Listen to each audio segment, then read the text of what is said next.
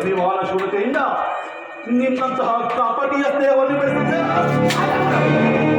ಅದು ದುಸ್ಸಹವಾಸ ದುರ್ಯೋಧನ ದುಷ್ಟಾಂತವನ್ನು ಬಡಿದು ಭರತ ಖಂಡದಲ್ಲಿ ತಮ್ಮ ಪದಪತಾಕೆಯನ್ನು ಆರಿಸುವ ಯೋಜನೆ ಬರ್ತದೆ.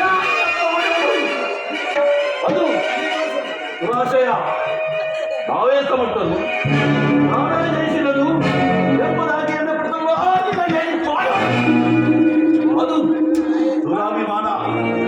ಹೆಚ್ಚೇನು ಕೃಷ್ಣ, ನೀವುಗಳು ಯಾರೇ ಏನೇ ಹೇಳಿದರು ಈ ಸೌರವನ್ನು ನಿಂತವರು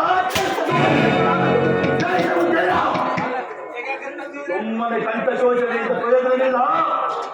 ಕೃಷ್ಣ